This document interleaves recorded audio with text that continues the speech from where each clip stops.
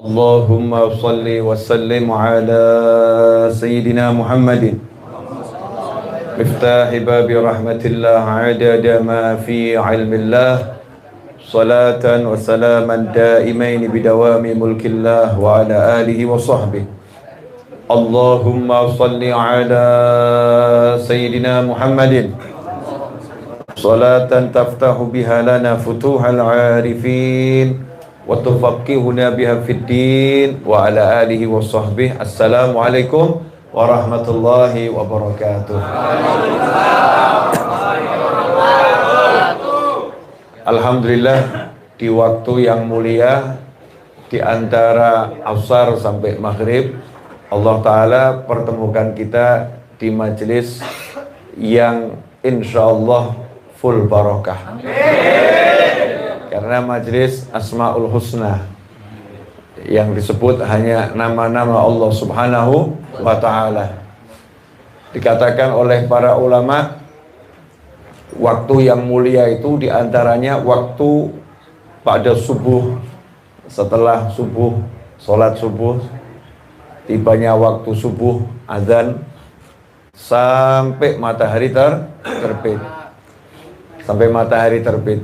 Nah, kemudian setelah sholat asar sampai matahari tenggelam atau terbenam, yaitu waktu antara asar dan maghrib. Kalau waktu dari mulai masuknya waktu subuh, azan subuh tadi sampai matahari terbit, dikatakan waktu pembagian rezeki hissi, rezeki yang sifatnya bisa disentuh, rezeki yang sifatnya bisa dilihat. Sementara kalau waktu antara asar sampai maghrib, katanya para ulama, itu waktu pembagian rezeki maknawi, rezeki yang nggak bisa disentuh, yang sifatnya abstrak, seperti as-sihah, kesehatan, al-afiyah, kemudian al-ilm, ilmu, bahagia, farah. Ini dibaginya di waktu yang semacam ini. Nah, barang siapa yang memakmurkan waktu antara asar sampai maghrib dengan cari ilmu, dengan berzikir pada Allah Subhanahu wa Ta'ala, maka dia akan mendapatkan rezeki-rezeki tersebut, sehingga insya Allah pasti hidupnya bahagia apapun keadaannya. Tadi kita diajak untuk bersama-sama mengagungkan nama Allah. Setiap kali menyebut asma Allah, Jalla Jalaluh, Jalla Jalaluh, Maha Agung Allah yang betul-betul agung. Kita agungkan Allah Subhanahu wa Ta'ala. Saya mendengar dari jauh, sengaja saya menikmati dari mobil, saya dengarkan dulu, saya nikmati. Karena kadang mendengar dari jauh itu lebih nikmat rasanya daripada mendengar dari dekat. Nah, setelah itu saya dengar langsung di dalam, rasanya seperti apa. Seseorang yang hatinya sudah mengagungkan Allah Ta'ala, sebetulnya nggak perlu takut menghadapi kehidupan modelnya seperti apapun. Kehidupan modelnya seperti apapun. Karena di dalam hatinya sudah ada keagungan Allah Subhanahu wa Ta'ala.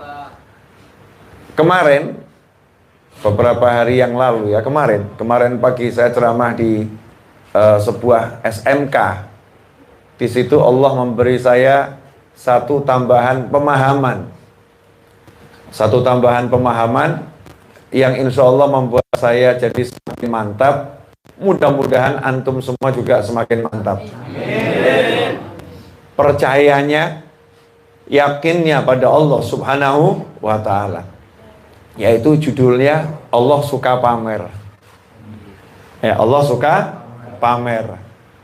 Pamer apa? Pamer kekuasaannya, pamer kekayaannya, pamer kebaikannya, pamer kehebatannya, pamer apapun yang Allah miliki. Karena Allah maha. Kita lihat Allah pamer. Bumi ini kan kecil dibandingkan jagat raya.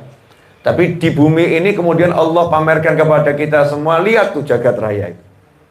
Lihat tuh, ada planet macam-macam, ada bintang macam-macam, semua aku yang buat. Ya, semua aku yang buat. Kemudian di sekitar kita, Allah pamerkan, tuh lihat gunung yang besar tuh. Ya, mengelilingi Anda semua, perbukitan, pegunungan, sambung menyambung. Lihat itu lautan yang luas dan dalam itu. Lihat. Siapa yang buat? Aku yang buat. Kata Allah Subhanahu wa ta'ala yang menciptakan 7 lapis langit dan 7 lapis bumi. Allah yang pamer. Ya, Allah tunjukkan. Nah, semua itu sebetulnya karena Allah sayang sama kita.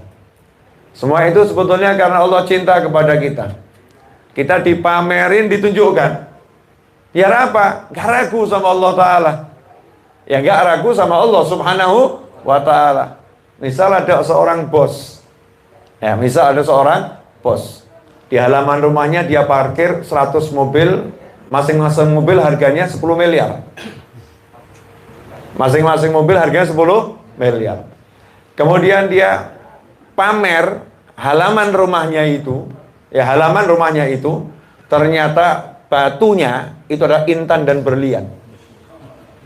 Pamer. Setelah itu kita masuk ke dalam rumahnya. Mohon maaf. Ya. Dia pamer pintu rumahnya itu, ya, pintu rumahnya itu tampaknya nggak ada pintu. Tapi jangan coba ditembus. Iya, jangan coba ditembus. Tampaknya kosong, nggak ada pintu. Begitu kita mendekat, ya, semua alarm berbunyi.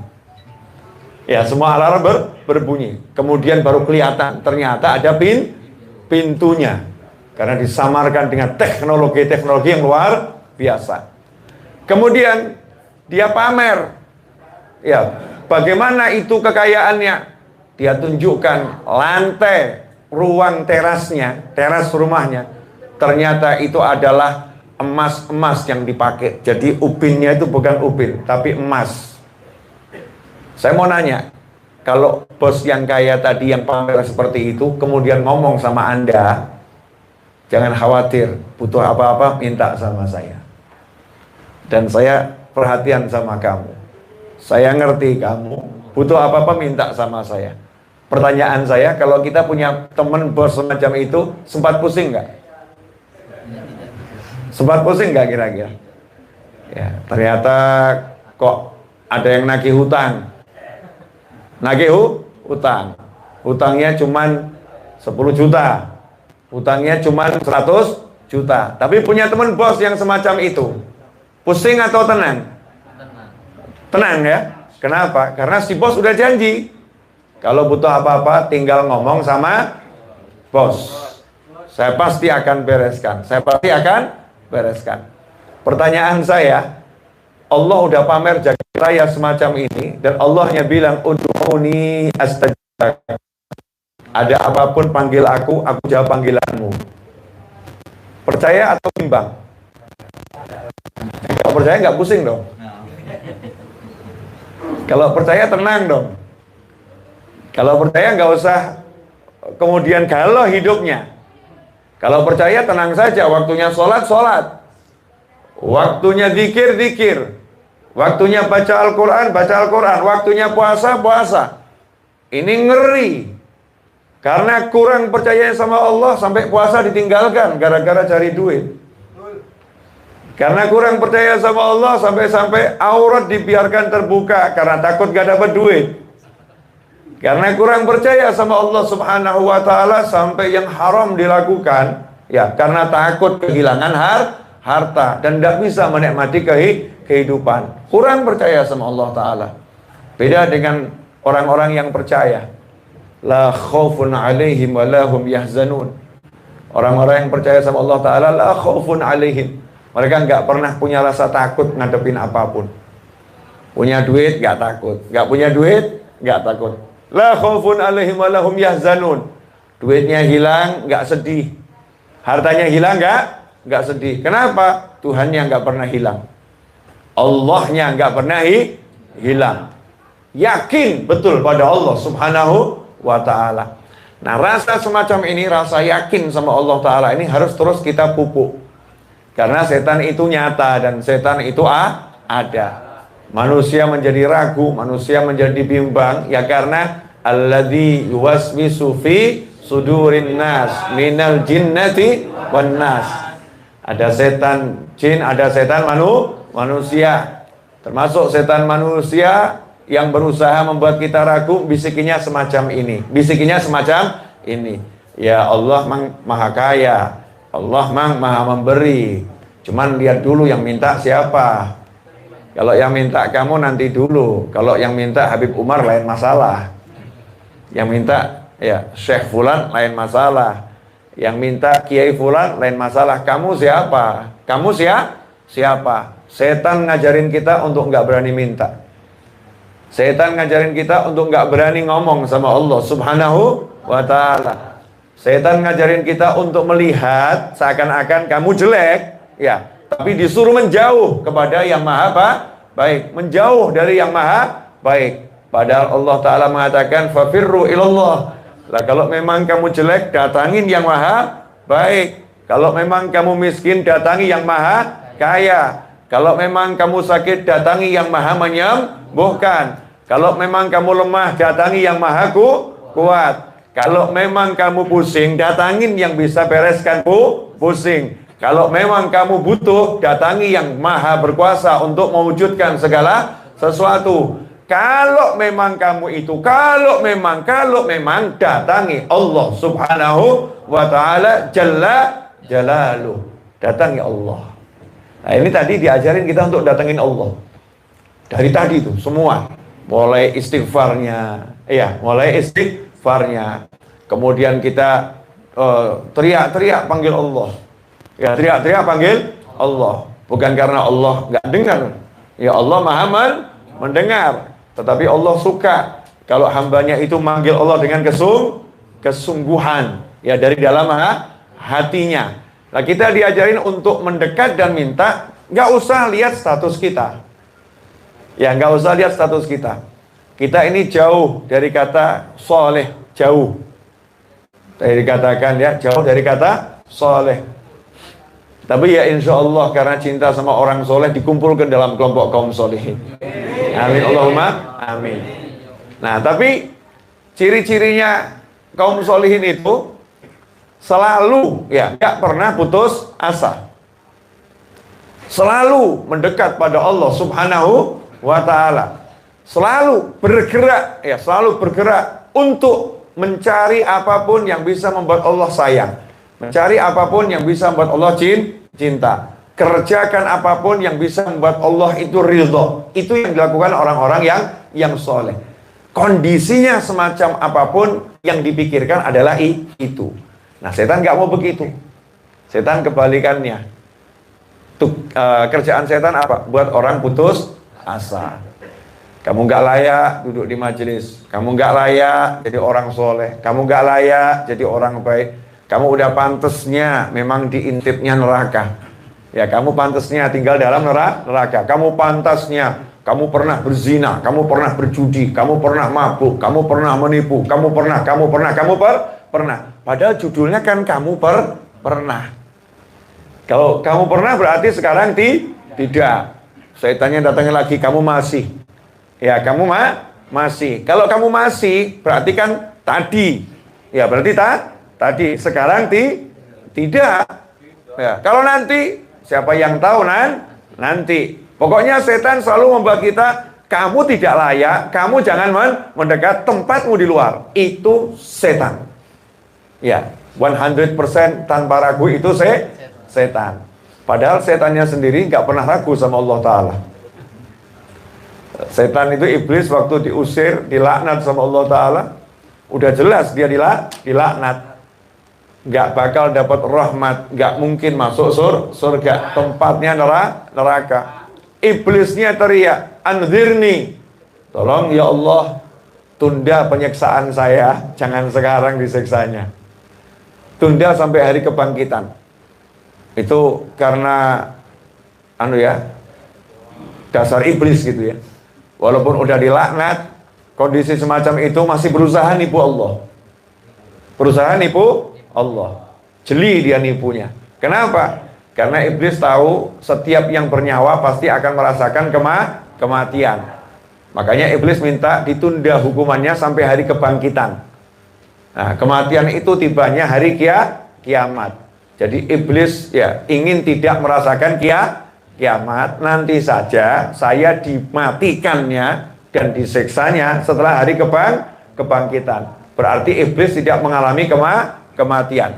Berani minta dan mintanya ngacau. Ya, berani minta dan mintanya ngaco padahal dilaknat. Allah Ta'ala maha mengerti, maha berilmu, maha memahami, maha. Maka Allah jawab panggilan iblis tadi. Ud'uni astajib lakum. Kamu panggil aku jawab. Allah jawab, iya, saya tunda hukumannya, tapi sampai hari yang kutentukan. Bukan kamu yang ngatur. Ya, sampai hari yang ketentukan. Bukan kamu yang ngatur. Cuman permohonannya iblis diterima tuh sama Allah Ta'ala.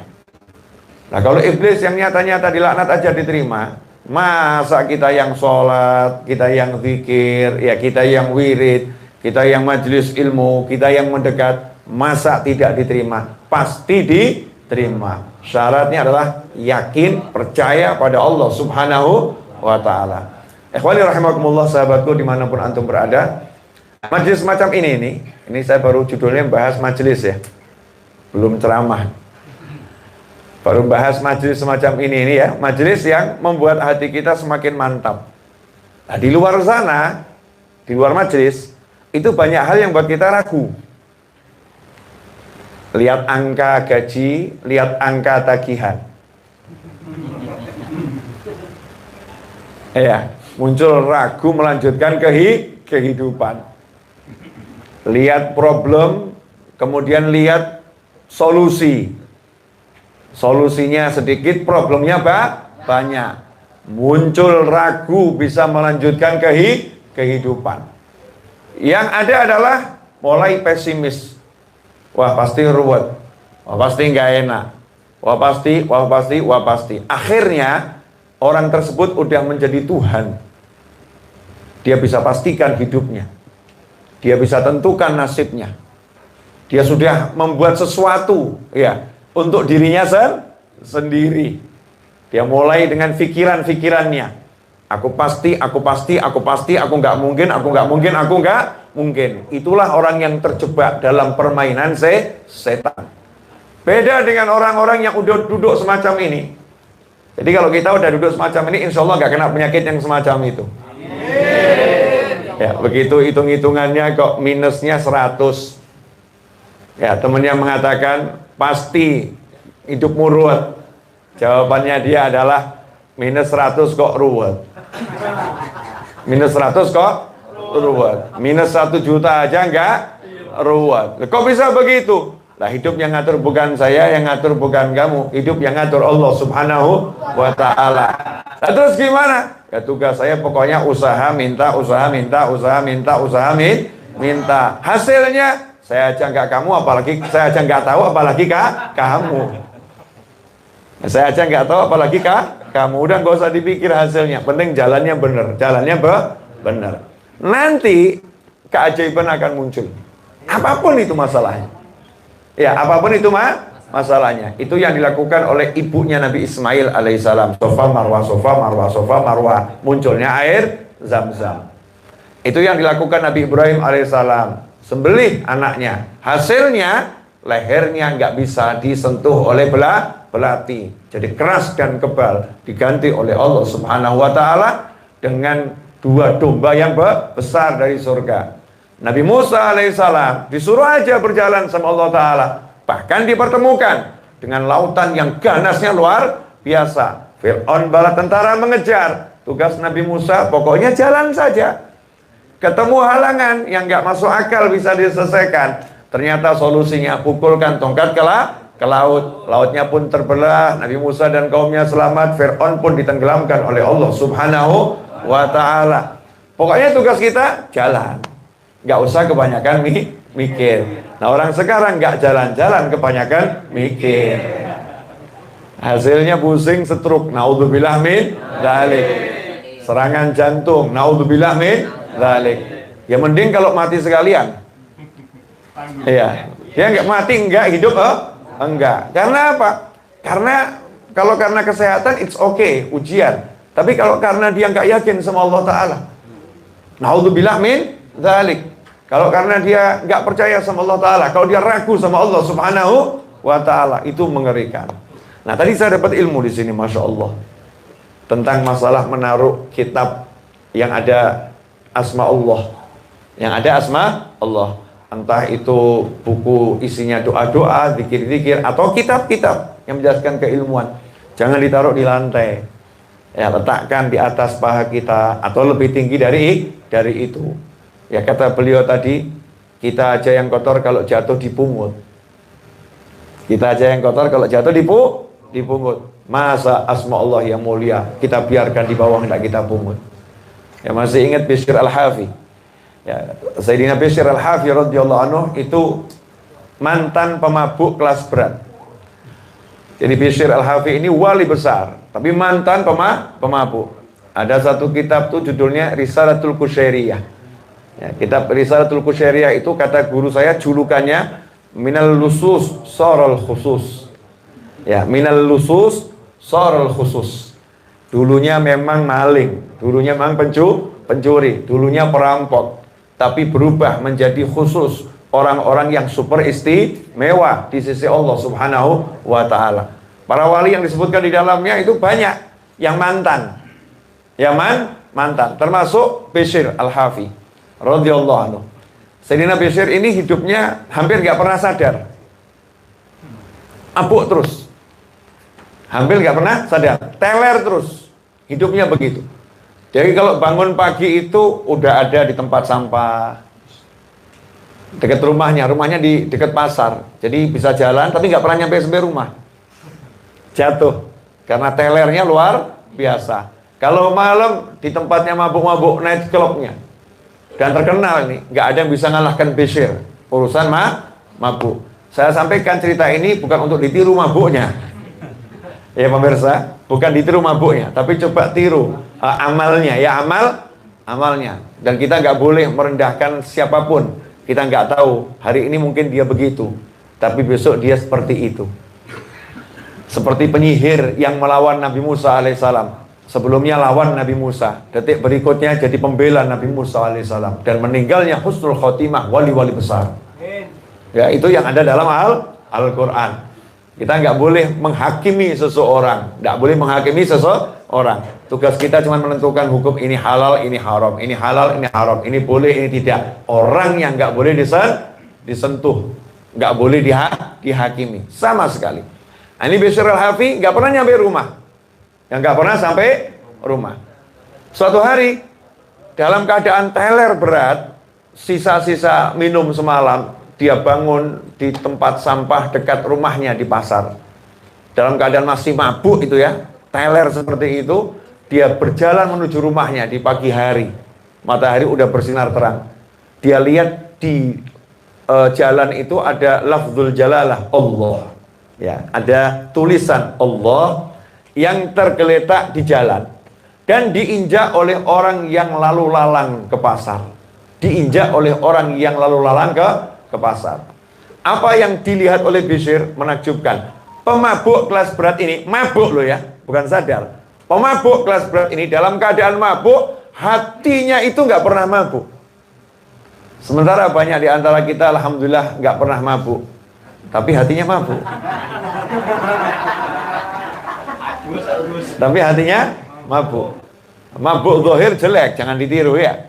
Tapi mabuknya hati lebih ngeri. Ya, lebih ngeri.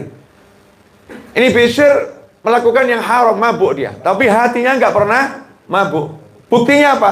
Dalam keadaan mabuk, lihat lafzul jalalah di lantai, lihat tulisan Allah di lantai, teriak dia, nama Tuhanku diinjak.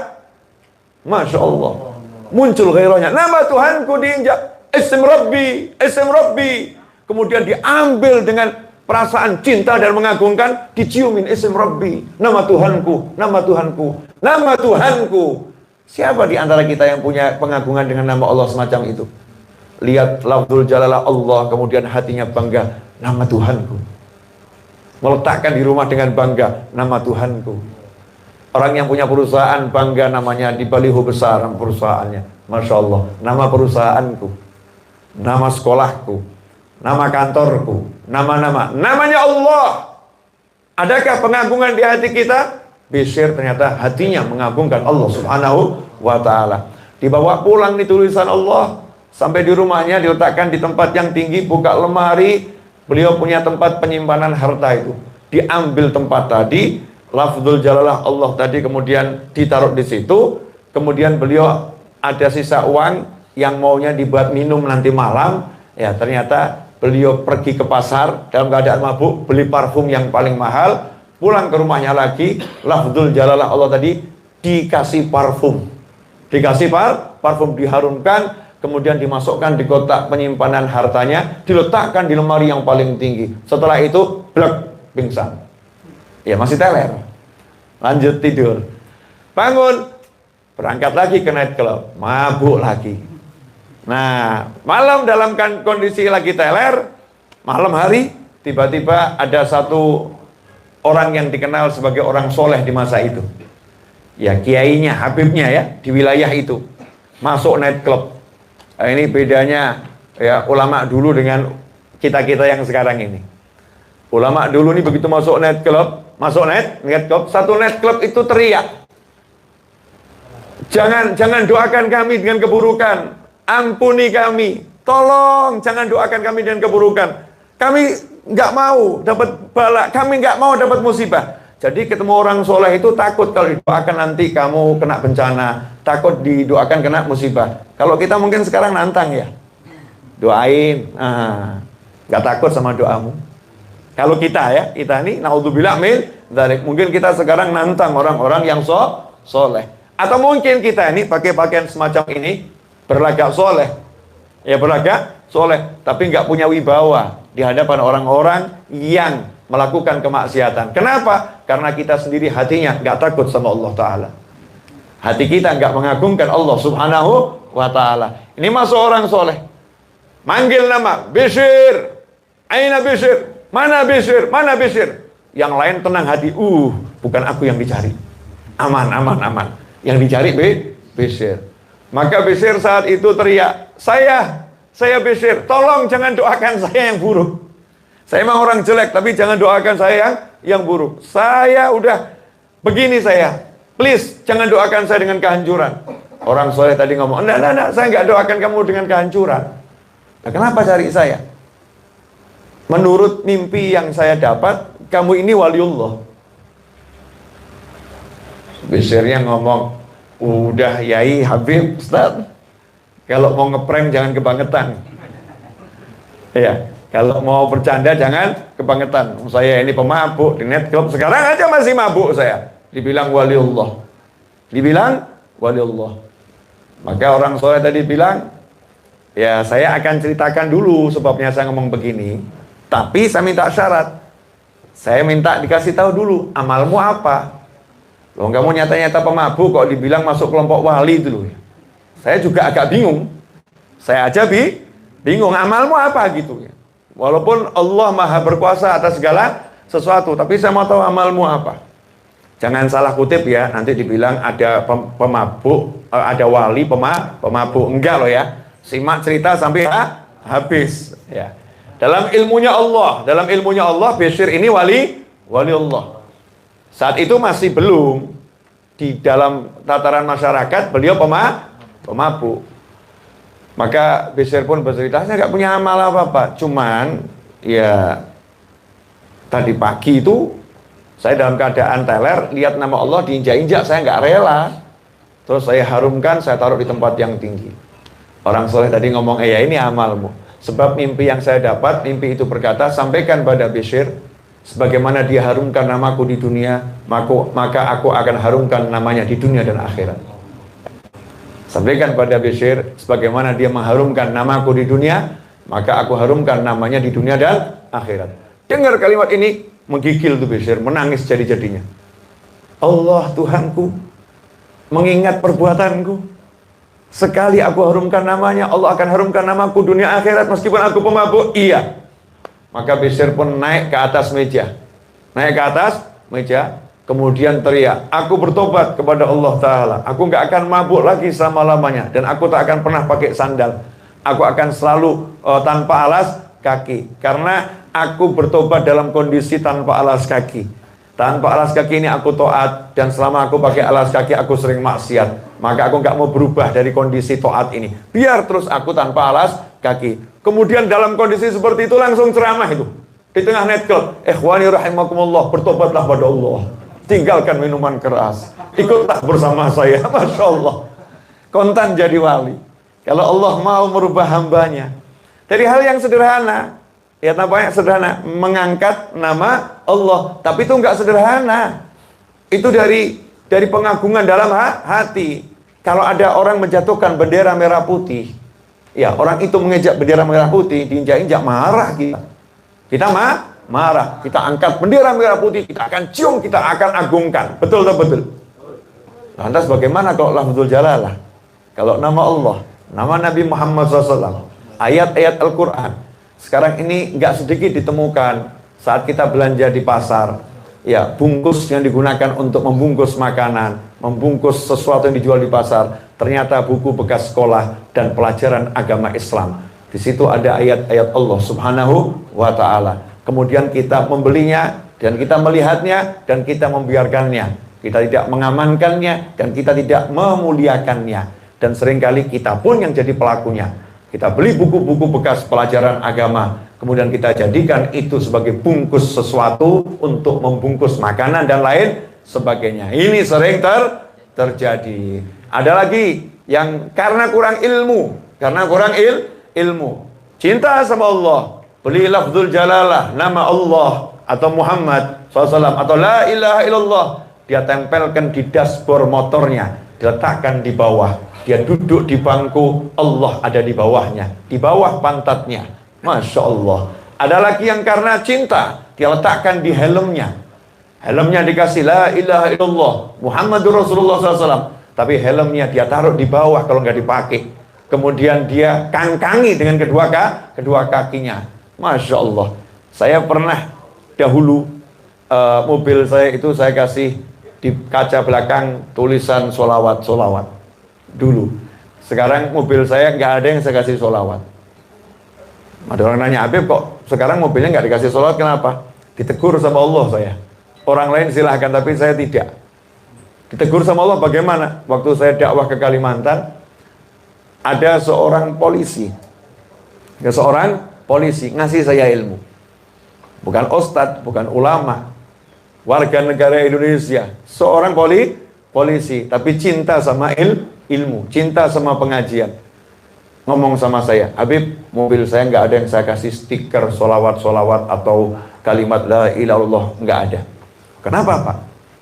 Saya kan penasaran, kenapa?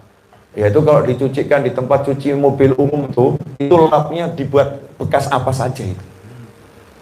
Tempat pencucian mobil itu kan lapnya macam-macam, ada bekas oli, masa nanti tulisan Allah kena bekas oli, kena bekas ini. Nggak sampai hati saya, Habib. Nggak sampai hati saya. Lafzul jalalah ini kok dibersihkan dengan kain-kain yang kotor. Nah kalau Anda bisa nyuci sendiri di rumah, lain masalah. Karena saya nggak setiap hari nyuci di rumah. Kadang-kadang ya kecucian umum ya. Maka buat saya lebih aman nggak saya kasih di dalam lafzul jalalah, sholawat dan lain sebagainya. Nasihat dari seorang polisi. Bukan alim, bukan ulama, seorang polisi. Ini contoh bagaimana cara Allah negur kita, ngasih kita ilmu. Nah, kalau kita mengagungkan Allah semacam itu, wa may yu'azzim syairallahi fa innaha min taqwal qulub. Siapa mengagungkan syiar Allah itu bukti hatinya bertakwa, dan ini akan membuat kita naik pangkatnya cepat. Terakhir, berapa menit Mas Seto? Tuh, 34 menit saya bicara. Terakhir ya, biar barokah. Ini kan pertemuan pertama. Iya, jadi pertemuan pertama itu jangan mengecewakan. Ya, pertemuan pertama harus ketagihan. Ya, harus ketagihan. Sayanya yang ketagihan, antum nggak ketagihan nggak jadi masalah. Kalau saya nggak ketagihan kan saya nggak akan kesini lagi. Tapi kalau saya ketagihan kan saya pengen kesini lagi. Jadi yang penting saya ketagihan, antum nggak ketagihan nggak jadi masalah. Ya. Nah kalau kelamaan nanti sayanya muntah. Ya nggak jadi ketagihan. Walaupun nggak panjang tapi nggak pendek. Yang sedang-sedang saja. Nah ini terakhir untuk semua sahabatku dimanapun antum berada. Tadi yang saya kembali masalah Allah pamer tadi. Allah pamer. Kalau semua yang Allah tunjukkan ini belum bisa membuat kita percaya sama Allah, saya nggak tahu lagi bagaimana caranya buat Anda percaya.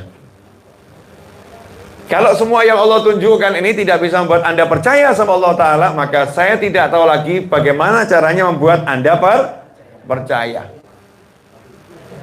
Seperti gini ya, seorang suami ngasih istrinya emas 5 ton. Masya Allah. Ya, dikasih pulau yang luasnya sekian ratus hektar. Ya, dikasih kekayaan luar biasa. Pokoknya semuanya dikasihkan. Terus istrinya masih nanya, kamu cinta aku nggak sih? Kamu cinta aku nggak sih? Ya. Suaminya ngomong, aku tak tahu lagi cara untuk menunjukkan cintaku padamu. Kalau semua yang kulakukan masih membuatmu belum percaya akan cintaku, aku tak bisa lagi membuatmu yakin. Wes sakarepmu gitu ya. Up to you, terserah kamu mau percaya atau tidak. Aku udah lakukan semua yang kulakukan. Nah Allah Subhanahu wa Ta'ala maha. Allah sudah kasih semuanya. Ini over. Udah berlebihan Allah ini.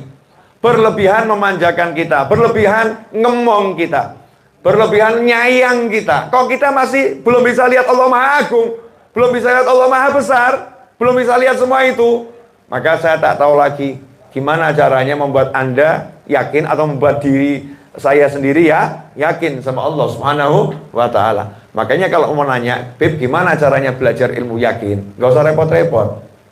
Ini dekat pelabuhan ya. Saya tadi sebetulnya nggak mau parkir di depan, mau cari tempat ngopi di pojok sana gitu ya. Nggak ketemu. Ketemunya kontainer. Masya Allah. Akhirnya saya putar balik. Ya. Kemudian saya lihat ban gedenya satu rumah. Masya Allah. Ya, bannya besarnya luar biasa. Saya lihat mondar mandir. Nah kalau kontainer di pelabuhan saja muat, ya, kemudian nurunin barang, nggak ada berhentinya. Saya lihat dengan mata kepala saya sendiri. Masa ini malaikat yang naik turun, ngurus jagat raya ini kalah sama kontainer yang lewat di pelabuhan. Ini malaikat nih banyaknya luar biasa. Lihat ini alam ini, maka kita akan yakin Allah itu maha. Kalau kita mau lihat alam, Masya Allah, angin itu.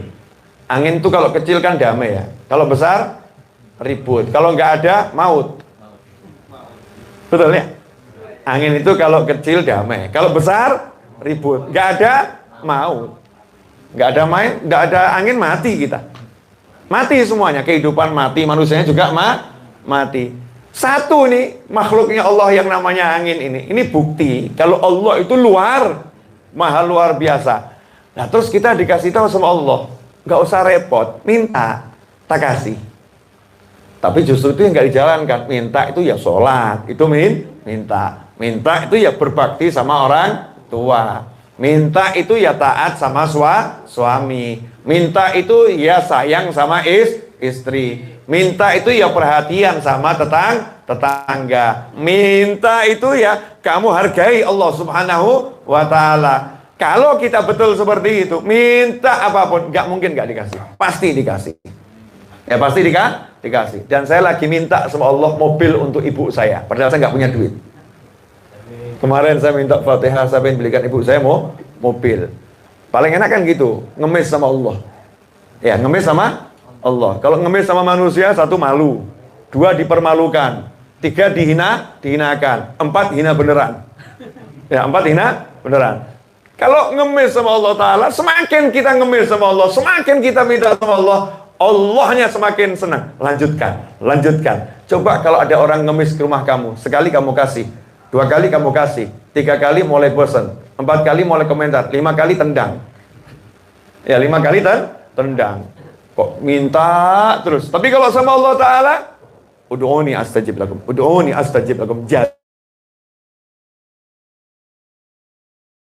Ya minta, usaha nggak usaha. Ya usaha. Cuman Allah kalau ngasih nggak sesuai usaha. Allah kalau ngasih nggak sesuai usaha. Usaha kita ini nggak cukup untuk mendapatkan oksigen, nggak cukup. Kita dapat oksigen pakai usaha enggak? Enggak, gratis. Ya gratis. Yang nggak sholat juga dikasih. Nah kalau kita ini ngitung betul, betul. Bisnis kita, kerja kita, nggak cukup nih untuk hidup. Ya, nggak cukup untuk hidup. Tapi Allah tuh kalau ngasih fadl. Karena Allah Maha Dermawan. Mungkin usaha kita sedikit, dapatnya besar. Yang penting sungguh-sungguh. Seperti Sayyidatuna ibunya Nabi Ismail alaihissalam. Seperti Sayyidatuna Maryam alaihissalam. Goyangkan batang kurma yang nggak mungkin gerak. Tapi Allah jatuhkan buahnya. Usahanya kecil, dapatnya besar. Nabi Musa pukulkan tongkat. Usahanya kecil, dapatnya besar. Jalan terbuka, Fir'aun tenggelam. Ya, seperti muridnya Nabi Sulaiman alaihissalam. Usahanya kecil. Ya dzal jalali wal ikram. Jangan di-share ya. Ini rahasia. Tadi kan pakai ya dzal jalali wal ikram. Itu asma Allah, kalau minta apapun pakai asma itu pasti dikasih. Jangan dipraktekkan ya. Nanti dapat semua tuh. Hati-hati itu ya. Ya dzal jalali wal ikram. Usahanya cuma nyebut ya dzal jalali wal ikram, tapi hatinya ikut. Mantep, percaya. Tahta Balkis yang dijaga ketat, pengamanan manusia, jin, setan, demit kumpul jadi satu. Amankan tahta Balkis itu. Dipindah cuman setengah kedip mata.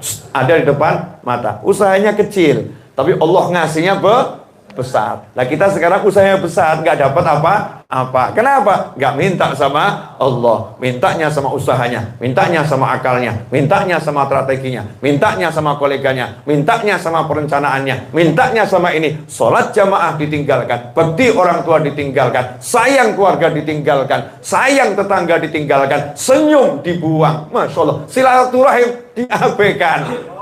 Yang dipikir cuman gimana. Tapi bukti kalau kantor ini nggak seperti itu. Ya, kalau seperti itu kan nggak seperti ini. Betul ya? Kalau seperti itu nggak seperti ini. Ya, seperti ini karena nggak seperti itu. Maka tetaplah seperti ini, jangan seperti itu. Yang seperti ini akan seperti ini. Ya, seperti itu. Tapi mana? Seperti itu atau seperti ini?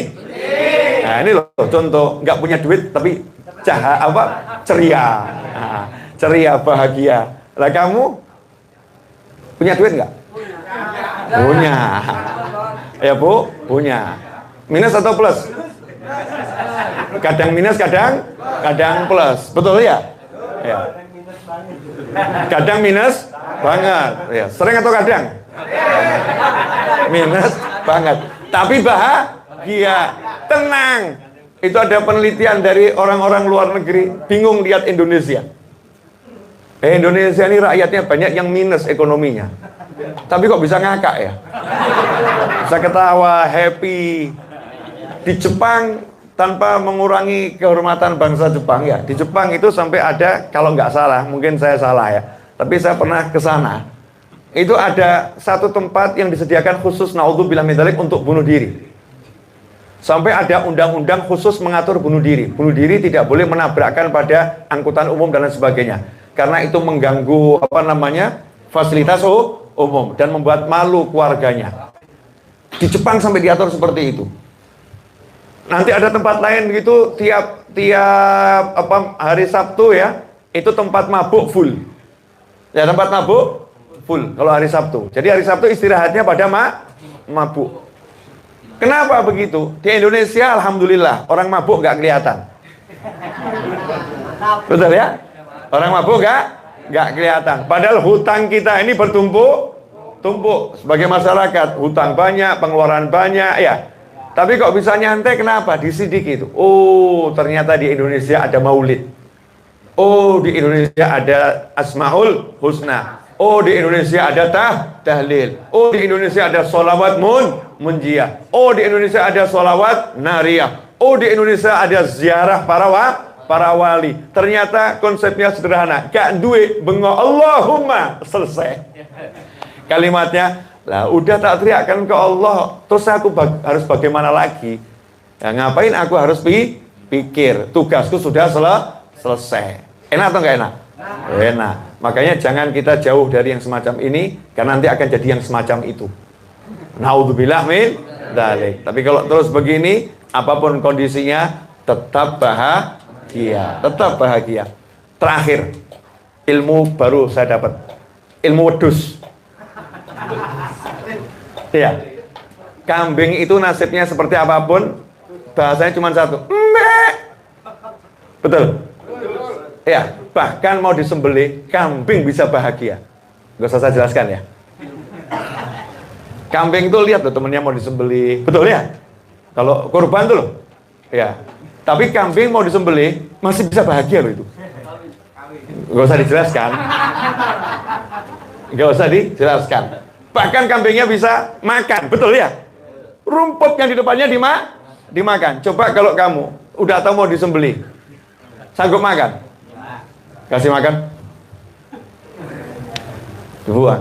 Kambing udah tahu mau mati, masih bisa makan. Kambing udah tahu mau mati, masih bisa berhubungan dengan pasangannya. Kambing udah tahu mau mati, masih bisa mbak, kenceng pula teriakannya. Kita baru ditagih hutang, lemes nggak keluar dari kamar. Betul. Baru kena masalah sama istri, Masya Allah, seakan kiamat sudah menghampiri. Kan kalau nak masalah sama istri kan gampang, tinggal istrinya dirayu. Nggak mau beb, rayu terus. Kalau dirayu terus lama-lama kan juga tumbang. Ya lama-lama tumbang. Itu manusia. Asal sungguh-sungguh. Nah ini kambing tadi loh, Masya Allah. Kok banyak ya? Kita ini kalah sama kambing walaupun mau dihukum mau dikorbankan ya, dia masih bisa teriak, masih bisa makan, masih bisa berhubungan dengan pasangannya, masih bisa berlari-lari, dia menikmati sisa-sisa umur dengan penuh kebahagiaan. Lantas kamu yang nggak dihukum mati, cuman ditagih hutang, bahkan belum sempat ditagih, cuman istri ngomong SPP anak. Gitu saja kok sudah mati ya, Masya Allah. Naudzubillah min dzalik. Kenapa itu terjadi? Karena hati kita kurang nyantol pada Allah Subhanahu wa ta'ala, kurang yakin sama Allah Subhanahu wa ta'ala. Nah majelis semacam inilah yang buat kita mantap, membuat kita ya yakin. Jazakumullah khairan, semoga berkah dan manfaat. Dan mudah-mudahan setiap yang hadir menyaksikan tayangan ini mendapatkan manfaatnya dunia akhirah. Jadi semua doa yang dipanjatkan diijabahi oleh Allah Ta'ala. Dan insya Allah semuanya bisa sampai Mekah, Madinah, ya, haji, umroh, ziarah. Dan semuanya bisa punya rumah sendiri. Rumah nggak pakai kontrak, milik, hak milik. Ya, ila yaumil qiyamah. Rumah yang bisa menjadi tempat menyenangkan dunia akhirah. Dan keluarganya jadi keluarga yang tentram ilal jannah. Amin Allahumma amin. Wassallallahu ala sayyidina Muhammadin wa alihi wasallam. Walhamdulillahirabbil alamin. Wa afa minkum. Wassalamualaikum warahmatullahi wabarakatuh.